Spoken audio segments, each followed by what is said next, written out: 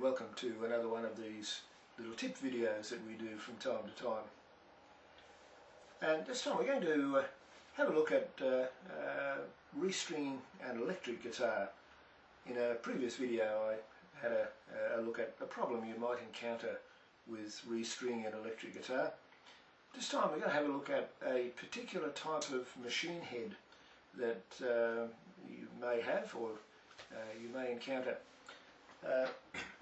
This is my guitar and that I'm currently restringing, and it has a particular brand or type of machine head, a locking machine head. I'll give you a closer look at this in a minute. Firstly, this has a semi-floating tremolo system, and you might notice that what I've done so far is to bring all the strings through. So I like to take them all off and give the guitar a clean, and then poke all the strings through from the back, and then restring it.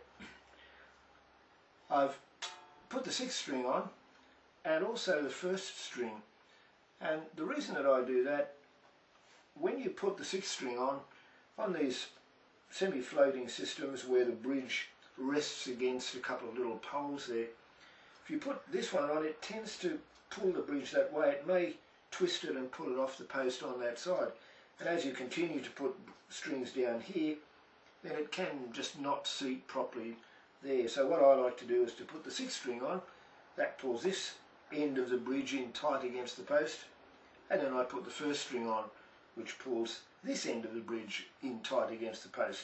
So it's sitting there nice and firmly against both of those. Now, we'll have a look at the machine heads in particular. The brand of these machine heads is Sperzel. They're made in America, and they're a locking machine head. Now, what happens, you can see these little knobs here that turn around. What those knobs do is they wind a post up through the machine head itself, so there's a little pole. The machine head post, this part, is actually hollow, and there's a post that screws up inside that, and it clamps the string in place. So you don't have to wind lots of string on the machine head because the string is clamped inside there by this knob that winds the post up into there and clamps the string inside. What you do when you're taking the strings off is to just undo this knob. The knob will be done up tight. You undo that, which draws the pole back out, so it unclamps the string, and then you just pull the string out.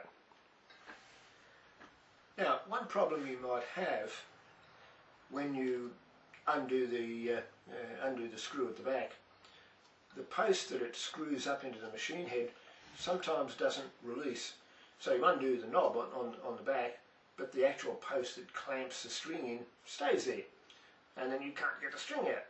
So what I do with that is to get something like these side cutters, which you have for cutting the ends of the string off, and then just tap on the end of the machine head like that, except if you do it that way, so that you've got it vertical, you're tapping against the top of the machine head post, which will free it up and it'll drop down. If you have it up that way, then there's only the jolt of that. There's not gravity to pull it back down. So loosen off the nut so it's all nice and loose, and then tap the end of it. And you sort of look in the hole, and if it's still blocked up, give it another tap. You won't really hurt the top of it. You're not going to sort of knock the chrome off that or something if you tap it just on a flat surface of the side cutters. Then you look through, and that's usually enough to loosen the post so that it falls back down and out of the way. Now, when you come to put the string on, remember I said that you don't need a lot of string on there. Normally you have this wrapped around the bass strings maybe 3 or 4 times, 2 or 3 times at the very least. half a dozen times for the thinner strings. You don't need that because the string isn't being held in place by wrapping around the post.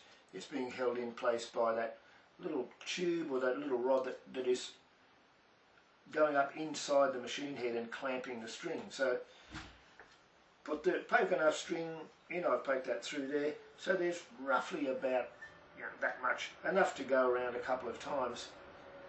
Then turn it around, tighten the knob up there, so you twist that round so that it's nice and tight.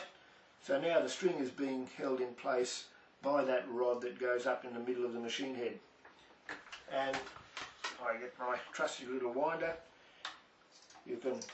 I usually cut it off at that stage, and I probably will do that. Right. So that gets it out of the way. Normally you wouldn't do this on a normal machine head, because if it's too short you can't make it longer. If you discover there's not enough wraps to go around. But now we can chop the end of that off. Use the string winder, wind that up, and I like to try and keep the string toward the bottom of the area on the post there. Slip it in there, and there we are. We don't have to wind it on too many times. As I said, it's held in place by that rod that comes up the centre. So continue for the next, well, I've got 3 on, so continue for the next 3 strings, force, and of course, and then tune it up. But that's a couple of things with these particular locking machine heads. These are Sperzel brand, as I said earlier. There are other brands, I think, that have the same system, that have this little rod that screws up through the centre of the machine head post and clamps the string in place. But you can have a little bit of trouble with them, with the rod sticking there, so tapping it to get it loose. And when you put the string on, you don't wind the string on and then tighten it up. You tighten it up first and then just wind on as much as you need, which is only a couple of turns around there really. You probably don't need that actually. I like to put maybe a couple of turns around, but you could have only 1 turn around there because, as I said, it's being held in place by that locking mechanism in the machine head, not by the wraps around the post. Okay, well, I'm going to go and finish restringing my guitar. We'll see you on the next video.